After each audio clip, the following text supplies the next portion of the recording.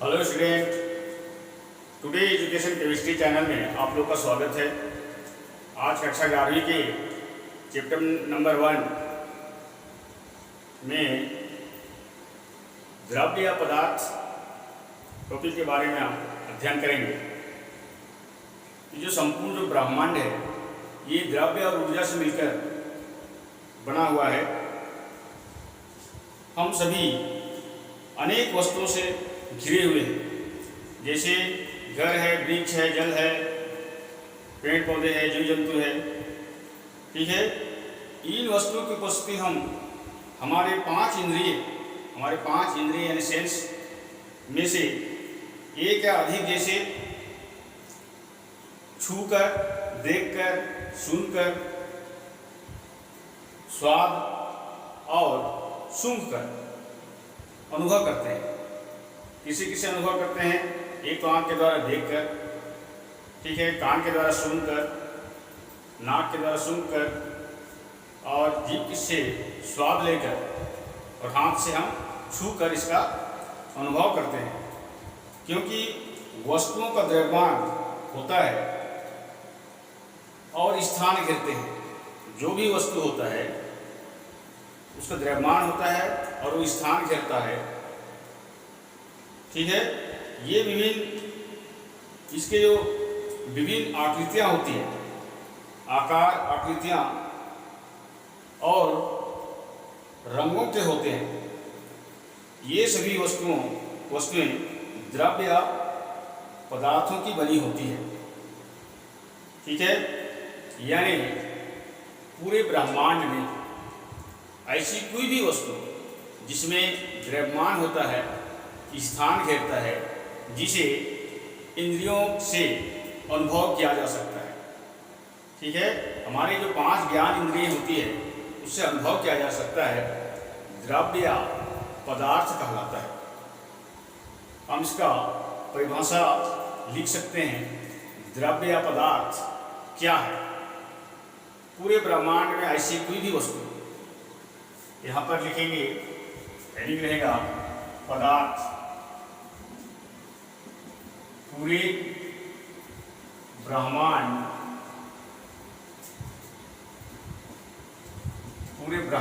में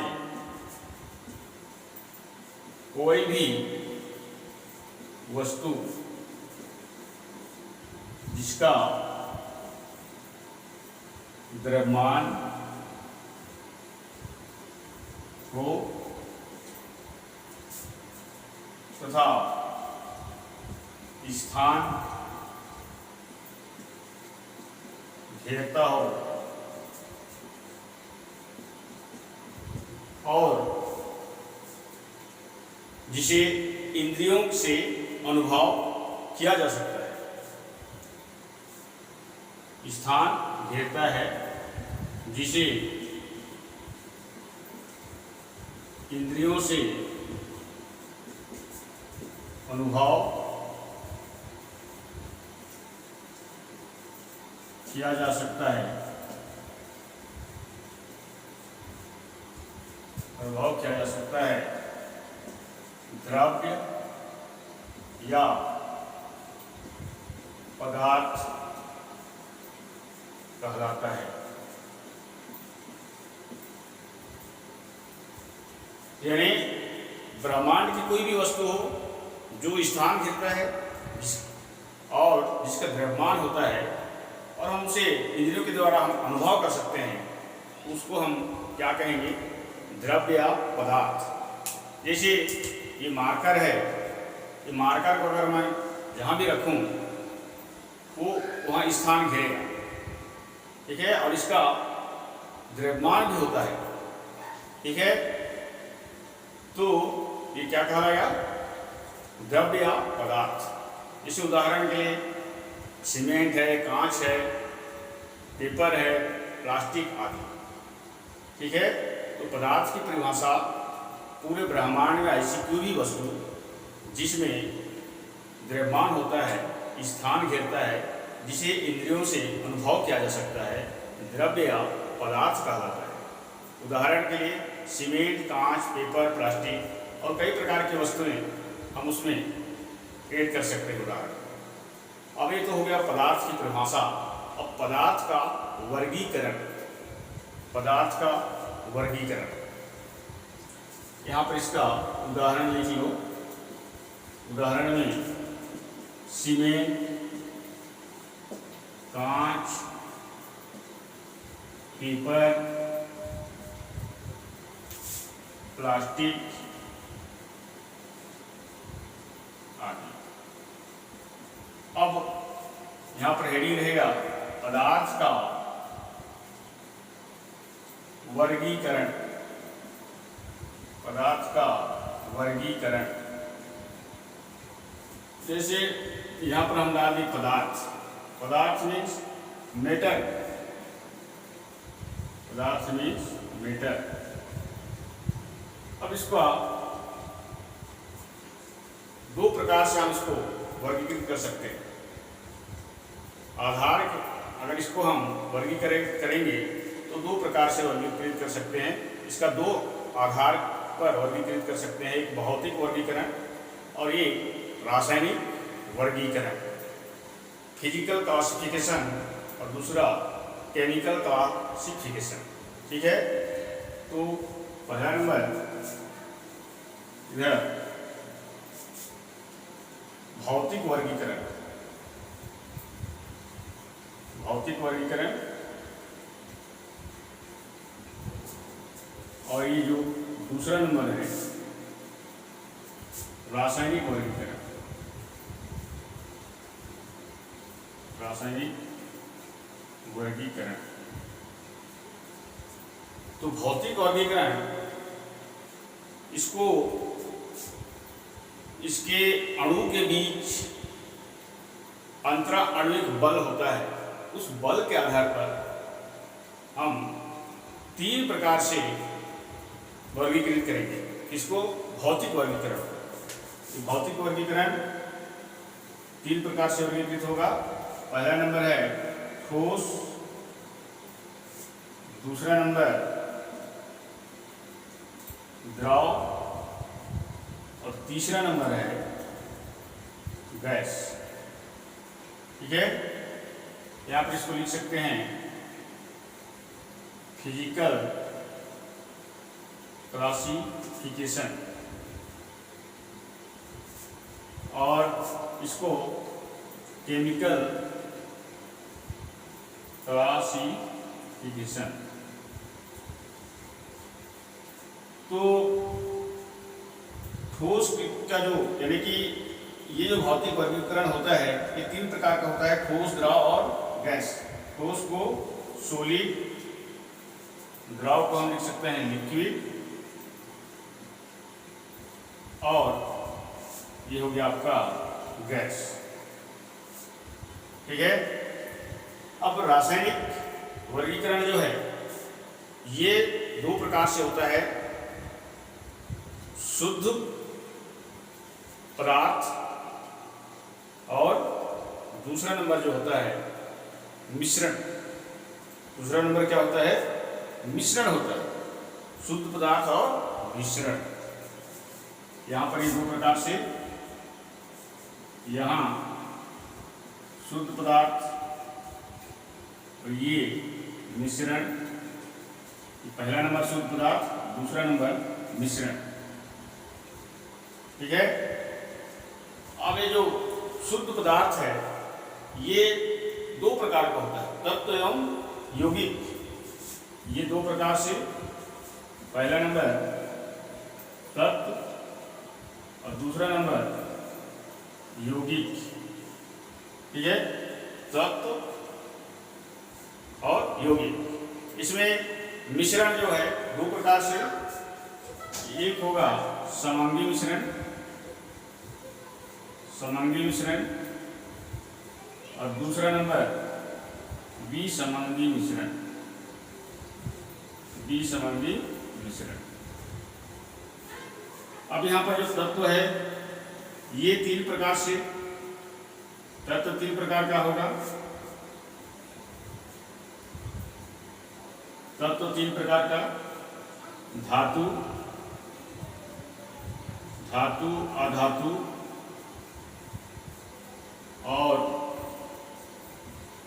तीसरा नंबर उपधातु। ठीक है, तो इस प्रकार से पदार्थ का हम वर्गीकरण करेंगे।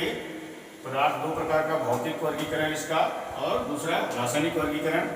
भौतिक वर्गीकरण के अंतर्गत ठोस, द्रव और गैस आएगा और रासायनिक वर्गीकरण के अंतर्गत शुद्ध पदार्थ और मिश्रण।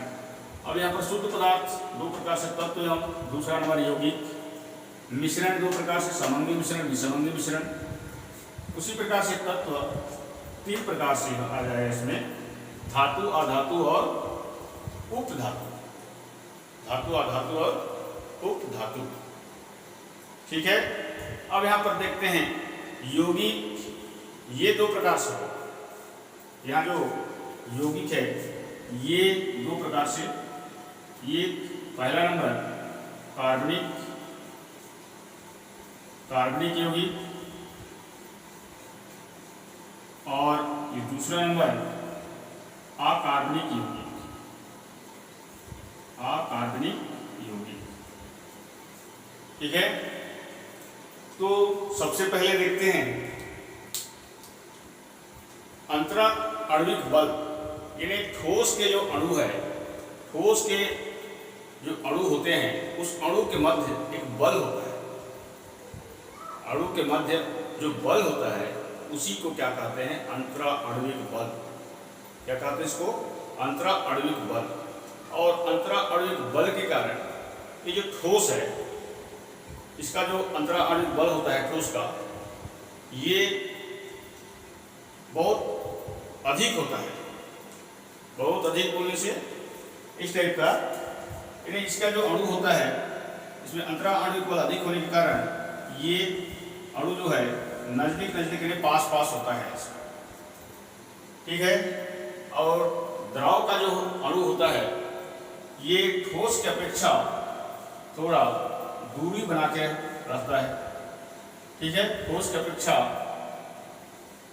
इसका दूरी अधिक होता है।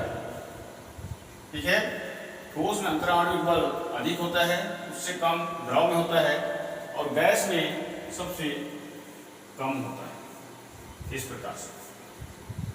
ठीक है, अब ठोस का जो आयतन होता है, ठोस का आयतन, ये जो आयतन होता है ठोस का, ये निश्चित होता है। ठोस का आयतन एक निश्चित होता है। अंतरा आणविक बल अधिक होने के कारण ये एक दूसरे से एकदम चिपक के रहता है।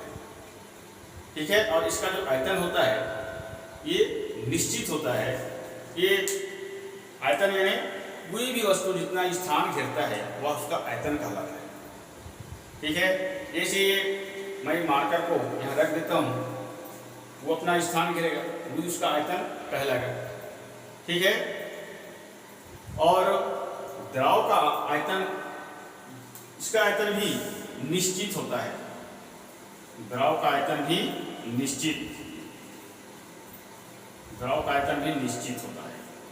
ठीक है, गैस का आयतन, गैस का आयतन अनिश्चित। ठीक है, गैस का आयतन अनिश्चित होता है। यहाँ लिख देते हैं आयतन अनिश्चित, अनिश्चित। ठीक है, आयतन के बाद इसका आकार देखते हैं। ठीक है, आकार, जैसे ठोस है, ठोस का आकार निश्चित होता है। आकार क्या होता है, निश्चित। यहाँ पर आकार देखते हैं, आकार क्या लिखेंगे, निश्चित। ठोस का आकार निश्चित होता है और द्रव का आकार अनिश्चित। द्रव का आकार अनिश्चित, ये द्रव का आकार है ये अनिश्चित। यानी यदि हम 1 लीटर दूध लेते हैं या फिर पानी लेते हैं, उसको अगर हम गिलास में डालेंगे तो उसका आकार गिलास के जैसा हो जाएगा। यदि घड़ा में डालते हैं तो उसका आकार घड़ा की तरह हो जाएगा। यानी उसका आकार अनिश्चित होता है। किसका, द्रव का आकार। ठीक है, द्रव का आकार अनिश्चित होता है, लेकिन आयतन क्या होता है, द्रव का निश्चित होता है। ठीक है, हम कहीं से भी उठा के लाएंगे पानी को, यदि तालाब से लाते हैं या तो फिर कहीं झरना से लाते हैं, कहीं कुआं से लाएंगे या फिर कहीं दूसरी जगह से लाते हैं, तो उसका जो आयतन है वो निश्चित होगा, वो बदलेगा ही नहीं। ठीक है। उसी प्रकार गैस का आकार अनिश्चित, गैस का आकार अनिश्चित होता है। ठीक है, गैस का आकार अनिश्चित होता है। अब इसमें उदाहरण के रूप में ठोस में आ जाएगा आपका, ठोस में जैसे लोहा, सोना। ठीक है। द्रव में क्या आ जाएगा, पानी। ठीक। गैस में हो गया आपका हाइड्रोजन, ऑक्सीजन। ठीक है। जितने भी गैस है ये द्रव, यानी कि हाइड्रोजन, ऑक्सीजन, वायु हो गया, यहाँ वायु भी लिख सकते हैं। ठीक है। तो ठोस में अंतरक आणविक बल अधिक होता है और द्रव में ठोस की अपेक्षा कम होता है, और गैस में दोनों की अपेक्षा बहुत कम होता है। ठोस का आयतन निश्चित होता है, द्रव का आयतन निश्चित होता है, जबकि गैस का आयतन अनिश्चित होता है। ठोस का आकार निश्चित होता है, द्रव का आकार अनिश्चित होता है और गैस का आकार भी अनिश्चित होता है। उदाहरण के रूप में लेते हैं, ठोस में लोहा, सोना और कई प्रकार की वस्तुएं। ठीक है। द्रव में पानी हो गया, गैस में हाइड्रोजन है, ऑक्सीजन है और वायु। तो आप लोग को पदार्थ क्या है, पदार्थ का वर्गीकरण, भौतिक वर्गीकरण और रासायनिक वर्गीकरण। भौतिक वर्गीकरण में 3 प्रकार से आएगा, ठोस, द्रव और गैस। रासायनिक वर्गीकरण में शुद्ध पदार्थ और मिश्रण। शुद्ध पदार्थ में तत्व एवं यौगिक। तत्व 3 प्रकार से, धातु, अधातु और उपधातु। ठीक है। और यौगिक 2 प्रकार से, कार्बनिक यौगिक और अकार्बनिक यौगिक। और इसमें मिश्रण आता है। मिश्रण 2 प्रकार से, सामान्य मिश्रण और विसमांगी मिश्रण। सामान्य मिश्रण और विसमांगी मिश्रण। तो आपको मैं मोटे मोटे तौर पर भौतिक वर्गीकरण में ठोस, द्रव, गैस, इसके बारे में बता दिया। ठीक है, आप लोग को समझ में आ गया होगा। अब हम देखते हैं शुद्ध पदार्थ। अब हम पढ़ेंगे शुद्ध पदार्थ। शुद्ध पदार्थ किसको कहेंगे? यदि पूरे पदार्थ में एक ही प्रकार के अभिकर्मक रहते हैं, यदि शुद्ध पदार्थ किसको कहेंगे? यदि पूरे पदार्थ में एक ही प्रकार के अभिकर्मक रहते हैं तो उसे शुद्ध पदार्थ कहते हैं। ठीक है। शुद्ध पदार्थ किसको कहेंगे? यदि पूरे पदार्थ में एक ही प्रकार के अभिकर्मक होते हैं या रहते हैं तो उसको हम क्या कहेंगे? शुद्ध पदार्थ कहेंगे। यहाँ पर हेडिंग डालेंगे, शुद्ध पदार्थ।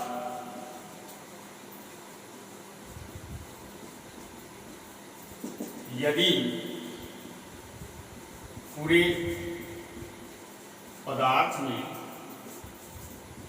एक ही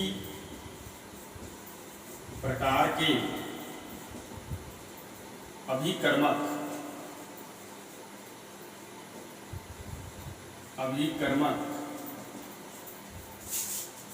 रहते हैं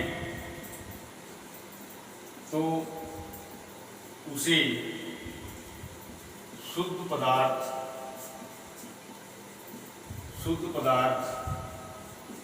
कहते हैं। ठीक है। शुद्ध पदार्थ कहते हैं। शुद्ध पदार्थ 2 प्रकार के होते हैं, भी बताया था मैं, तत्व और यौगिक। ठीक है। तत्व और यौगिक। शुद्ध पदार्थ 2 प्रकार के होते हैं, तत्व और यौगिक। तो पहला नंबर तत्व।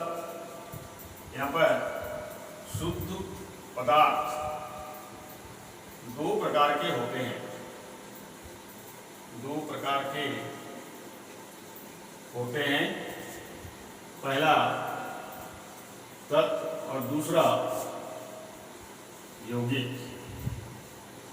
आप लोग छोटी कक्षा में भी, 6वीं, 7वीं, 8वीं नहीं, नवी 10वीं तक भी तत्व यौगिक मिश्रण पढ़े होंगे, लेकिन 10वीं तक आप लोग ने फिजिक्स, केमिस्ट्री और बायोलॉजी इतनी मोटी किताबें पढ़ी होंगी, ठीक है। और जो उसमें जो है 10वीं का बुक विज्ञान में केमिस्ट्री इतनी ही था, लेकिन अब आप 12वीं आ गए तो 12वीं में आपको इतना हो जाएगा, ठीक है, ज़्यादा पढ़ना पड़ेगा। तो केमिस्ट्री को हम यहीं से शुरू करते हैं, ठीक है। कहाँ से शुरू करेंगे? अध्याय 1 से, यानी उसमें अणु परमाणु से ही स्टार्टिंग होता है केमिस्ट्री। अब इसमें हम अभी जो टॉपिक देख रहे हैं इसमें द्रव्य पदार्थ, इसमें शुद्ध पदार्थ, ठीक है। यदि पूरे पदार्थ में एक ही प्रकार के अभिक्रमक रहते हैं तो उसको शुद्ध पदार्थ कहते हैं। शुद्ध पदार्थ 2 प्रकार के होते हैं, तत्व और यौगिक। अब तत्व क्या है? वे पदार्थ जिनमें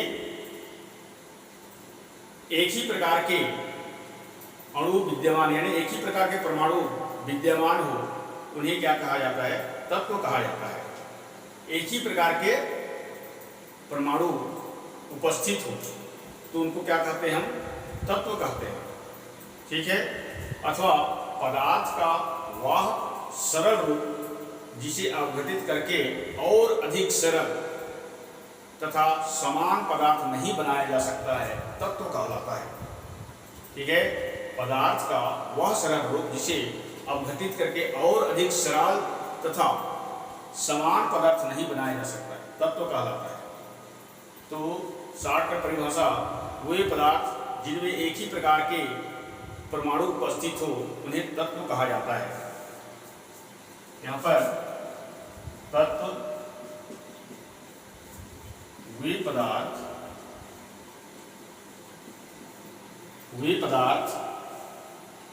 जिनमें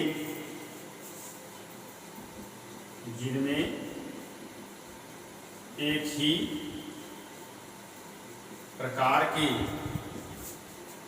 परमाणु उपस्थित हो उसे तत्व कहा जाता है, तत्व कहा जाता है। अच्छी तरह से इसका परिभाषा को फोकस करेंगे। जिनमें एक ही प्रकार के परमाणु पाया जाता है, जैसे हाइड्रोजन हो गया, ऑक्सीजन हो गया, ठीक है, हाइड्रोजन, ऑक्सीजन, ठीक है। उसके बाद नाइट्रोजन हो गया, गंधक हो गया, तांबा हो गया, लोहा हो गया, यानी इसमें एक ही प्रकार का परमाणु पाया जाता है। जैसे यहाँ पर H2 दिया है, यानी यदि हम H2 को किसी कमरा में रख दें तो H2 पूरा भरा पड़ा रहेगा हाइड्रोजन गैस, लेकिन इसमें किसका परमाणु है?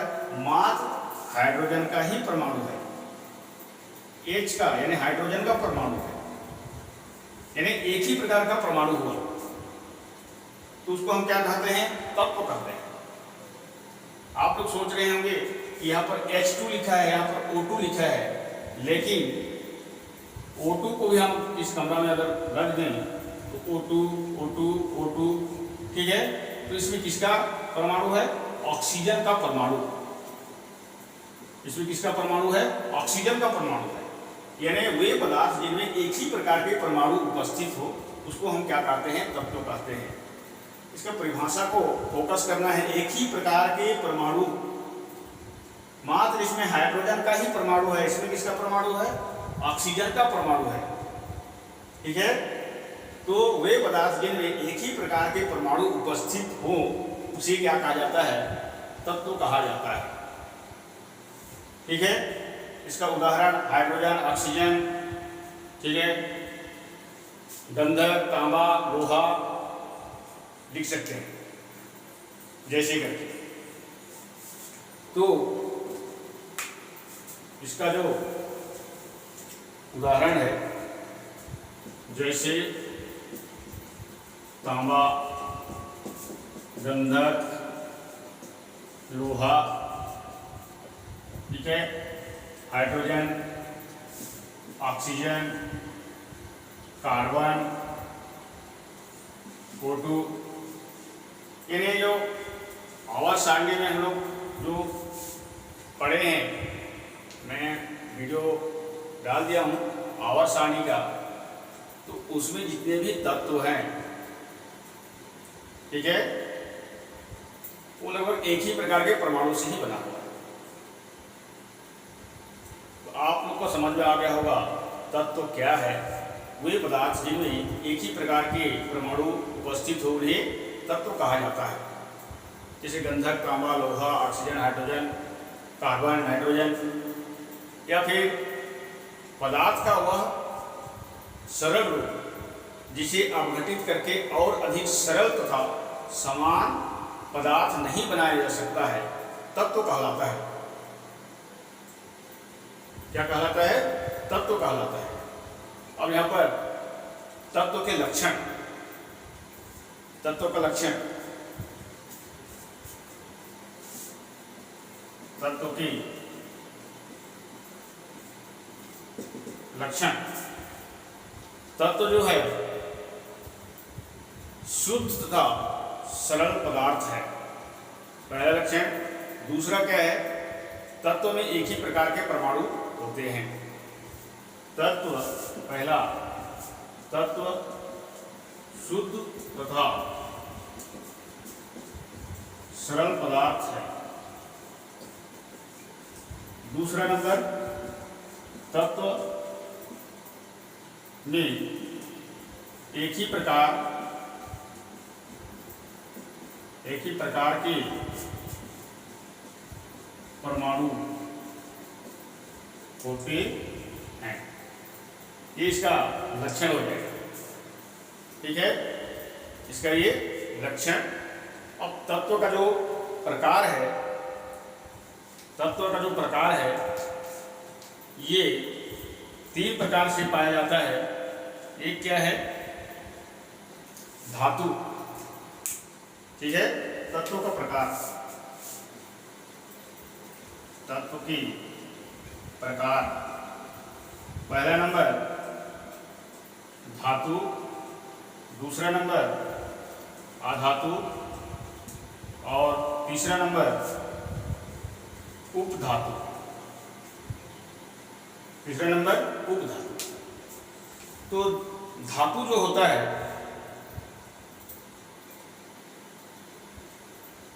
वे तत्व जो ऊष्मा तथा विद्युत के सुचालक होते हैं, ऊष्मा तथा विद्युत के सुचालक तथा सामान्य ताप पर ठोस अवस्था में प्राप्त होते हैं, ठीक है, सामान्य ताप पर ठोस अवस्था में प्राप्त होते हैं और आघातवाद्य और तन्य होते हैं, धातु कहलाता है।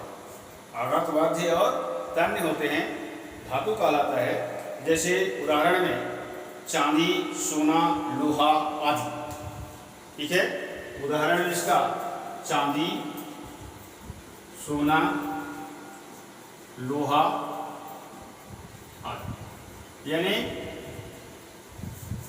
वे तत्व जो ऊष्मा तथा विद्युत के सुचालक होते हैं तथा ठोस अवस्था में प्राप्त होते हैं और आघातवर्धनीय और तन्य होते हैं, क्या कहलाते हैं? धातु कहलाते हैं, ठीक है, आघातवर्धनीय तथा तन्य होते हैं, धातु कहलाते हैं। जैसे सोना, चांदी, लोहा हो गया, ये सब धातु कहलाते हैं। दूसरा नंबर क्या है? अधातु। दूसरा नंबर अधातु। वे तत्व जो धातु के गुण प्रदर्शित नहीं करते, वे तत्व जो धातु के गुण प्रदर्शित नहीं करते हैं तथा नहीं करते, क्या कहलाते हैं? अधातु कहलाते हैं। जैसे जितना भी नाइट्रोजन है, ऑक्सीजन है, ठीक है, सल्फर है, ब्रोमीन है, इसमें से सल्फर एसिड, P4, I2, ये सब क्या है? ठोस अवस्था में होते हैं। तो जो वे तत्व जो धातु के गुण प्रदर्शित नहीं करते हैं, अधातु कहलाते हैं। ऑक्सीजन, नाइट्रोजन, सल्फर, ब्रोमीन, ये इसका उदाहरण हो जाएगा। उसके बाद आता है, इसमें लिख लेंगे ऑक्सीजन, ऑक्सीजन, सल्फर, ठीक है, ऑक्सीजन, सल्फर, नाइट्रोजन,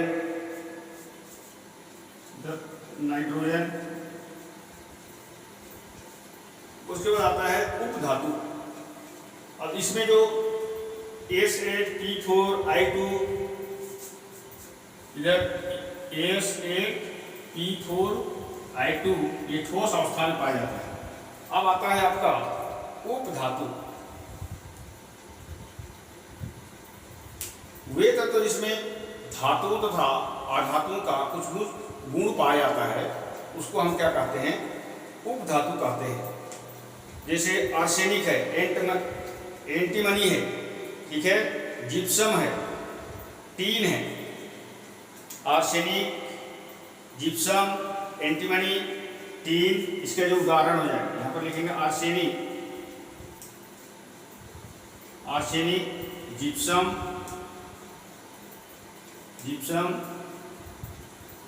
टीन, ये सब जो है उपधातु में आता है। जो धातु एवं अधातु का इसमें कुछ गुण ही पाया जाता है तो ये क्या कहलाता है? उपधातु कहलाता है। तो इस प्रकार से हम तत्व की परिभाषा, ठीक है, तत्व का प्रकार, ठीक है, धातु, अधातु और उपधातु। अब हम देखते हैं यौगिक मीन्स कंपाउंड। तत्व यानी एलिमेंट, तत्व का अंग्रेजी में एलिमेंट और यौगिक को कंपाउंड। तो कंपाउंड किसको कहेंगे? तत्व की परिभाषा क्या लिखे थे हम? वे पदार्थ जिनमें एक ही प्रकार के परमाणु उपस्थित हो तत्व कहलाता है। उसी प्रकार विभिन्न प्रकार के परमाणु वो भी एक निश्चित अनुपात में संगठित हो तो उसको हम क्या कहते हैं? यौगिक।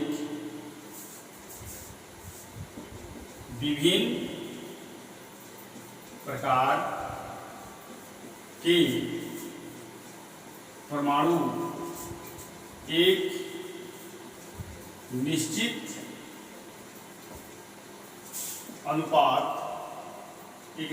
अनुपात में संगठित हो,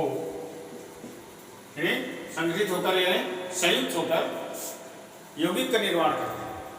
ठीक है, वे पदार्थ, इसका अलग प्रकार से डेफिनेशन, वे पदार्थ जिन्हें दो या दो से अधिक सरल पदार्थों में अवघटित किया जा सकता है यौगिक कहलाते हैं, अथवा एक से अधिक तत्वों के निश्चित अनुपात में संगठित पदार्थों को क्या कहते हैं?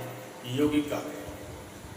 यानी एक या एक से अधिक तत्वों के निश्चित अनुपात, तत्व यानी एक ही प्रकार का परमाणु, यानी एक या एक से अधिक तत्व, इसका मतलब विभिन्न प्रकार के परमाणु एक निश्चित अनुपात में संगठित हो या एक निश्चित अनुपात में संयुक्त होकर इसका निर्माण करते हैं, यौगिक का निर्माण करते हैं। जैसे इसका उदाहरण हो गया, उदाहरण के रूप में जल यानी H2O, NaCl, CO2, SO2, ठीक है, NHCO3,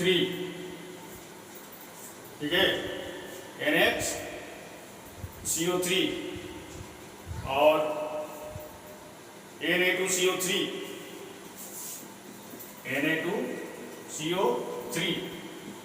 NaOH,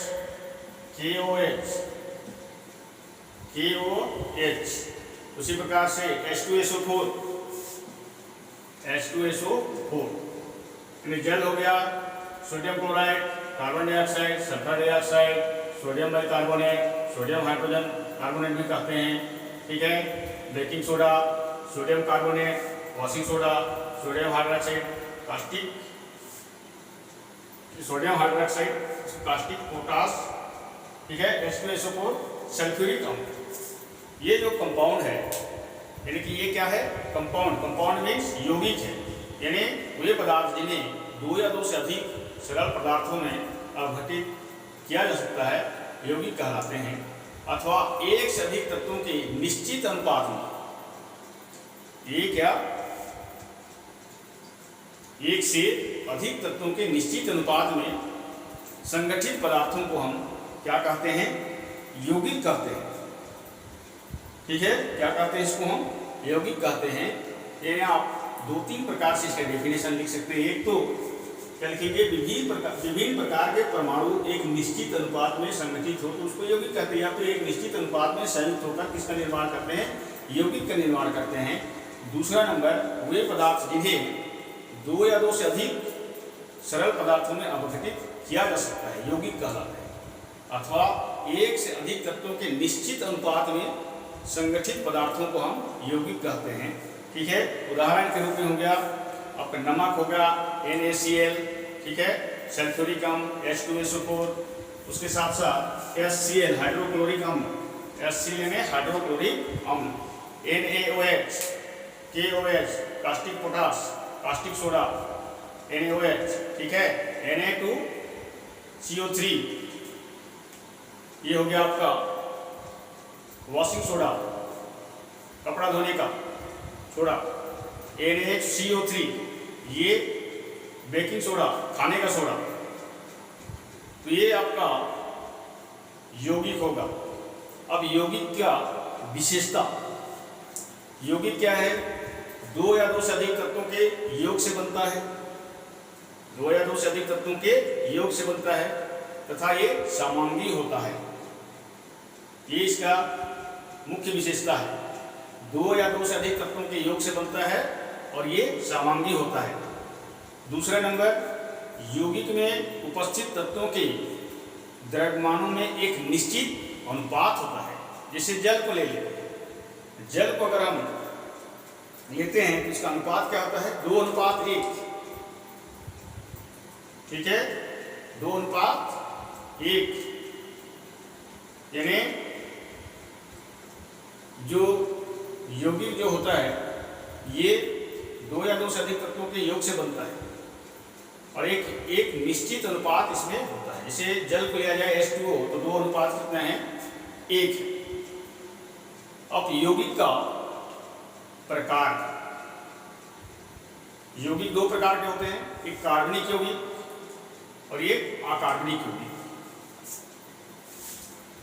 यौगिक के प्रकार, पहला नंबर कार्बनिक यौगिक, दूसरा नंबर अकार्बनिक यौगिक।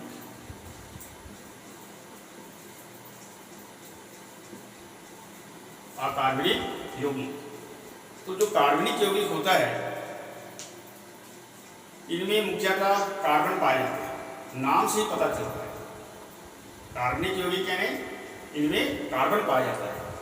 जीव जंतु पेड़ पौधों से प्राप्त होते हैं, जीव जंतु और पेड़ पौधों से प्राप्त होते हैं। जैसे उदाहरण के रूप में कार्बोहाइड्रेट, हार्मोन्स, विटामिन, मोम, प्रोटीन, तेल, वसा, ये सब जो है कार्बनिक यौगिक के अंतर्गत आता है।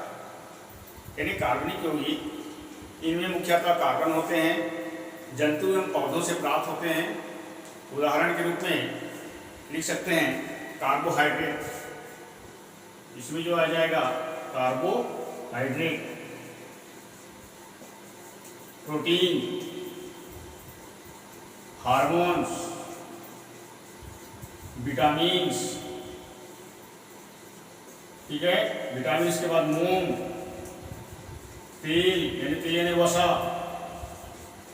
ये जो होता है कार्बनिक यौगिक के अंतर्गत आता है। ये पेड़ पौधे और जीव जंतु से प्राप्त होते हैं। दूसरा नंबर आता है अकार्बनिक यौगिक, ये ज्ञात 2 अथवा अधिक तत्वों से बने होते हैं। ये सामान्यतः खनिज और चट्टानों से प्राप्त होते हैं। कौन? अकार्बनिक यौगिक किसे किसे प्राप्त होता है? खनिज और चट्टान से प्राप्त होता है। जैसे उदाहरण के रूप में धातु एवं उनके यौगिक, ये जो कार्बनिक यौगिक है इसका जो उदाहरण होता है धातु एवं उनकी यौगिक। यानी कार्बनिक यौगिक पेड़ पौधों जीव जंतु से प्राप्त होता है। इसमें उदाहरण कार्बोहाइड्रेट, हार्मोन्स, विटामिन, मोम, और एक आता है प्रोटीन, वसा, मोम, वसा, ठीक है। और जो अकार्बनिक यौगिक होता है ये खनिज एवं चट्टानों से प्राप्त किए जाते हैं इसे, जैसे धातु एवं उनके यौगिक मार्बल, जिप्सम, वॉशिंग सोडा आदि। मार्बल अकार्बनिक यौगिक का उदाहरण, मार्बल, जिप्सम, जिप्सम। उसके बाद में आपका आता है वॉशिंग सोडा, वॉशिंग सोडा। तो ये हो गया आपका यौगिक के प्रकार, दो प्रकार, कार्बनिक यौगिक और अकार्बनिक यौगिक। अब हम रासायनिक वर्गीकरण देखते हैं, पदार्थ का रासायनिक वर्गीकरण। जैसे मिश्रण, रासायनिक वर्गीकरण के अंतर्गत शुद्ध पदार्थ हो गया। अब आएगा आपका मिश्रण।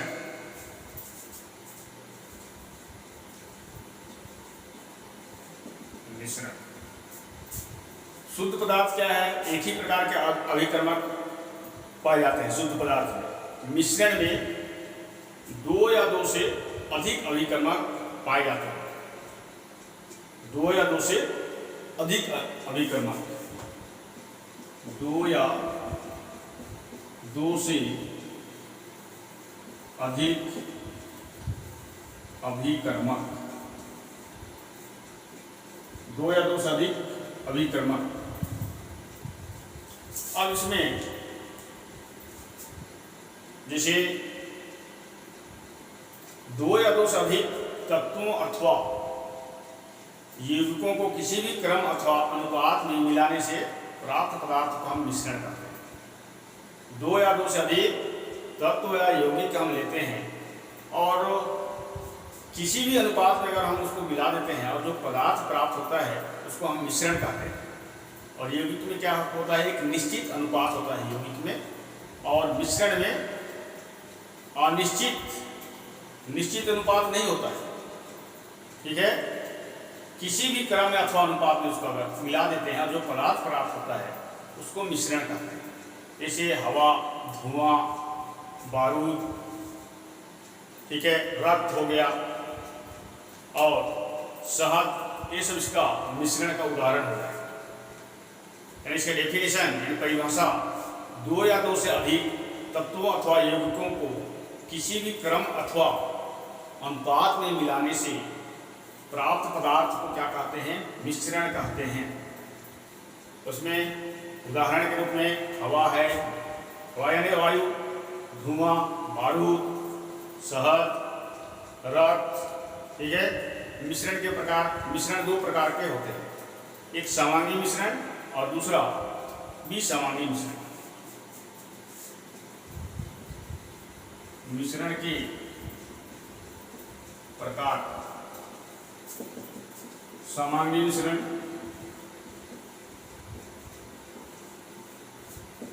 और दूसरा विसमांगी मिश्रण।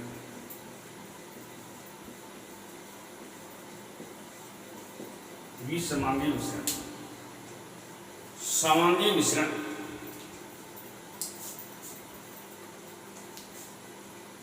यानी सभी आयनों का मिश्रण में संगठन एक समान होता है।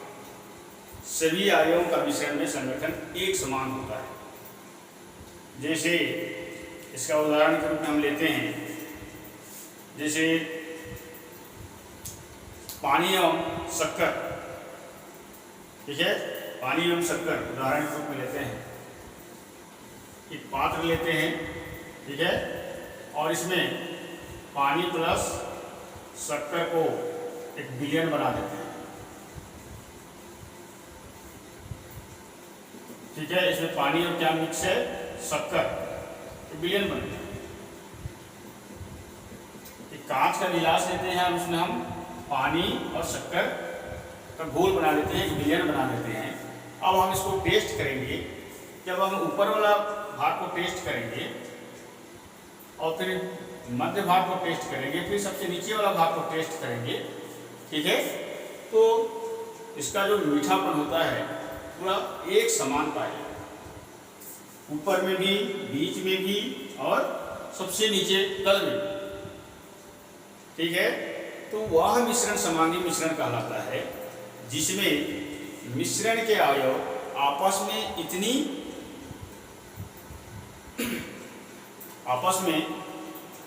इतनी अधिक इन्हें इस तरह मिले हुए होते हैं कि उन्हें सूक्ष्मदर्शी के द्वारा नहीं देखा जा सकता, उसको हम सूक्ष्मदर्शी के द्वारा नहीं देख सकते हैं। और इसके ये नमूने का जो संरचना होता है वो एक समान होती है। ठीक है, इस प्रकार से शक्कर और पानी इस प्रकार से मिल जाएगा कि इसको हम सूक्ष्मदर्शी से इसका जो शक्कर को हम यानी किसका जो कण है उसको हम नहीं देख सकते। ठीक है, और इसकी जो संरचना होती है पूरा एक समान, ऊपर मध्य नीचे तीनों तरफ, यानी कि सबसे ऊपर में, मध्य में भी, नीचे में। अगर हम इसको स्वाद में चखेंगे तो ऊपर का भी उतनी मीठा, बीच का भी उतनी मीठा लगेगा और नीचे का भी उतनी मीठा लगेगा, यानी समान रूप से। ठीक है, इसकी संरचना जो है एक समान होती है और इसके जो घटक होता है, घटक के पृथक्करण की सीमा नहीं दिखाई देती। तो इस प्रकार का जो मिश्रण होता है उसको समांगी मिश्रण कहते हैं। कौन सा मिश्रण कहेंगे? समांगी मिश्रण, यानी सभी अवयवों का मिश्रण में संगठन का समान होता है। संगठन जो होता है वो समान होता है। जैसे हवा है, पेट्रोल है, समुद्री जल है। ठीक है, जैसे पीतल है, ये क्या है? समांगी मिश्रण में आए। अब आपका विसमांगी मिश्रण, विसमांगी मिश्रण वह मिश्रण विसमांगी मिश्रण कहलाता है जिसमें अवयव मिश्रण में समान रूप से उपस्थित नहीं होते। जैसे इसमें शक्कर और पानी का जो घोल बना है, इसमें ये समान रूप से ऊपर नीचे पूरी तरह से घुल गया है। लेकिन इसके जगह में हम अगर पानी प्लस मिट्टी लेते हैं, ठीक है, पानी प्लस मिट्टी लेते हैं और इसका जब हम घोल बनाएंगे तो जो मिट्टी है वो पूरी तरह से घुलेगा नहीं, कुछ ऊपर में रहेगा, कुछ बीच में, फिर सबसे अधिक नीचे में, इस टाइप का। तो वह मिश्रण विसमांगी मिश्रण कहलाता है जिसमें अवयव मिश्रण में समान रूप से उपस्थित नहीं होते हैं, अर्थात जिसमें एक समान संगठन नहीं होता है। इसमें एक समान संगठन नहीं होता है तथा विभिन्न घटकों को पृथक्करण की सीमा, इसका जो घटक होता है उसकी पृथक्करण की सीमा दिखाई देती है। और समांगी में दिखाई नहीं देता है, समांगी में दिखाई नहीं देता है, जबकि विसमांगी में पृथक्करण की सीमा दिखाई देता है। और इसे हम आँख के द्वारा देख सकते हैं। इसमें जब हम मिट्टी का घोल बनाएंगे तो मिट्टी कहाँ कहाँ घुला है पूरा दिखेगा, आँख के द्वारा देख सकते हैं। जबकि इसमें सूक्ष्मदर्शी के द्वारा भी नहीं देखा जा सकता, किसको? समांगी मिश्रण को। और विसमांगी मिश्रण को आँख के द्वारा हम देख सकते हैं। उदाहरण के रूप में हम बालू तथा लोहे का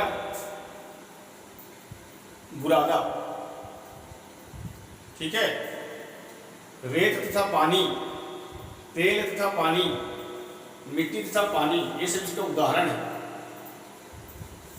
ठीक है, इसका पृथक्करण करने की सीमा दिखाई नहीं देगा, इसको हम आँख के द्वारा देख सकते हैं। ठीक है, यानी वह मिश्रण है जिसमें अवयव मिश्रण में समान रूप से उपस्थित नहीं होते, जिसमें अवयव मिश्रण में समान रूप से उपस्थित नहीं होते हैं, उसको हम क्या कहेंगे? विसमांगी मिश्रण। अब यहाँ पर यौगिक और मिश्रण में अंतर, यौगिक और मिश्रण में अंतर। सबसे पहले तो आप लोग एक साइड यौगिक और एक साइड मिश्रण लिखेंगे, उसमें अनुपात को पहले दर्शाना है। यौगिक में क्या होता है, यौगिकों का निर्माण पदार्थों का निश्चित अनुपात में मिलाने से बनता है। इसका यौगिक का निर्माण। और मिश्रण में क्या हो जाएगा, पदार्थों को किसी भी अनुपात में मिलाकर मिश्रण को बनाया जा सकता है। यौगिक को एक निश्चित अनुपात में मिलाकर बनाया जा सकता है, मिश्रण को किसी भी अनुपात में मिलाकर बनाया जा सकता है। पृथक्करण, इसको भौतिक विधियों द्वारा, साधारण भौतिक विधियों द्वारा घटक अवयवों को पृथक नहीं किया जा सकता है। किसका, यौगिक का। जबकि मिश्रण का साधारण भौतिक विधियों द्वारा भी घटक अवयवों को पृथक करना संभव है। ठीक है। तीसरा नंबर समांगता। तीसरा नंबर क्या है, समांगता। यौगिक समांगी होते हैं। यौगिक कैसे होते हैं, समांगी। और मिश्रण विसमांगी होते हैं। समांगी नहीं होते हैं, विसमांगी होते हैं। परिवर्तन, यौगिक के बनने से रासायनिक परिवर्तन होता है और मिश्रण के बनने से कौन सा परिवर्तन होगा, भौतिक परिवर्तन। यौगिक के बनने से रासायनिक परिवर्तन और मिश्रण के बनने से भौतिक परिवर्तन होता है। और रासायनिक ऊर्जा, यौगिक के निर्माण के समय ऊर्जा या तो निकलती है या अवशोषित होती है। ठीक है। और मिश्रण के बनते समय ना तो ऊर्जा निकलती है, ना ही और अवशोषित भी होती है। इस प्रकार से 5 यौगिक और मिश्रण में अंतर होते हैं। ठीक है। तो आप लोग नोट्स बनाते जाएंगे, जब भी वीडियो देखेंगे कॉपी पेन पकड़ के ही बैठेंगे और नोट्स बनाते जाएंगे।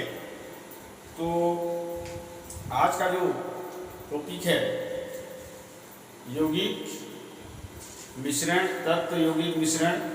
ठीक है। इसमें आप लोग ठोस, द्रव और गैस में 3 अंतर लिखेंगे। ठोस, द्रव, गैस में अंतर, पहला क्वेश्चन। दूसरा, यौगिक और मिश्रण में 5 अंतर।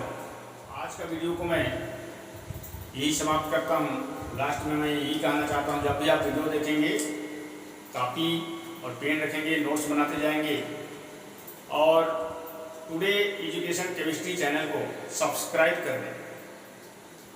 Thank you.